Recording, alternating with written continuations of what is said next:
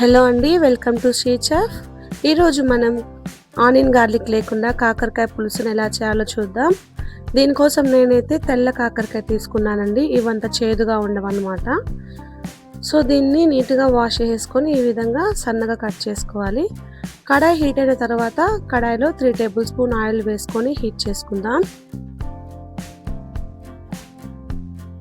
తర్వాత ఇందులో ఆవాలు జీలకర్ర వేసుకుందాం.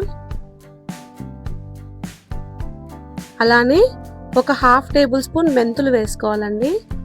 మెంతులు వేసుకోవడం వల్ల కర్రీకి టేస్ట్ అనేది బాగుంటుంది అనమాట. అలానే కొద్దిగా ఇంగువ, కొద్దిగా కరివేపాకు వేసుకుందాం.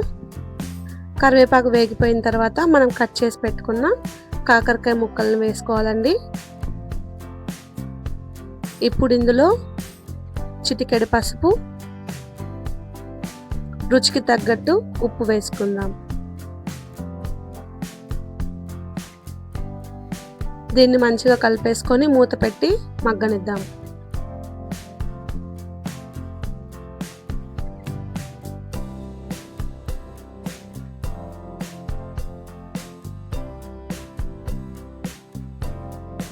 చూడండి, కాకరకాయ బాగా మగ్గిపోయింది కదా. ఒకసారి కలిపేసుకొని కాకరకాయ ఉడికిందో లేదో చూద్దాం. ఇప్పుడు మధ్యలో కాస్తంత గ్యాప్ తీసుకొని ఇందులో మనం కట్ చేసి పెట్టుకున్న టమాటా ముక్కలను వేద్దామండి. నేనైతే 2 పెద్ద టమాటాలను తీసుకున్నాను. మీడియం సైజు అయితే ఒక 3 టమాటాలు అయితే సరిపోతుంది. ఇలా మధ్యలో వేసేసుకొని మూత పెట్టి మగ్గనిద్దాం.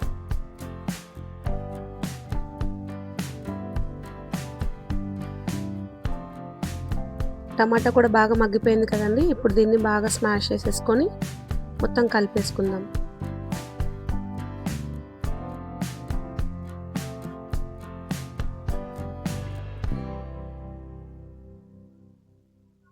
ఇలా మంచిగా కలిపేసుకున్న తర్వాత ఇప్పుడు ఇందులో రుచికి తగ్గట్టు కారం, అలానే ఒక 1/2 టేబుల్ స్పూన్ ధనియాల పొడి వేసుకుందాం.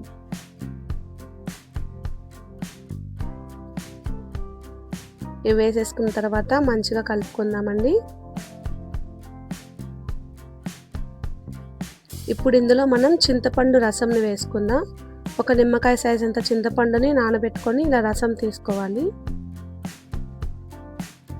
మనకు పులుసు అనేది ఎంత చిక్కగా కావాలో దానికి తగ్గట్టు మనం చింతపండు వేసుకోవాలన్నమాట.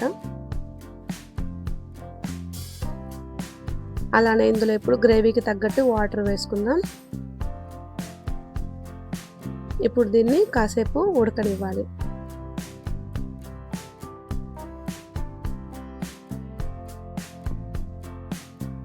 ఇప్పుడు కూర కాస్త చిక్కబడింది కదండి.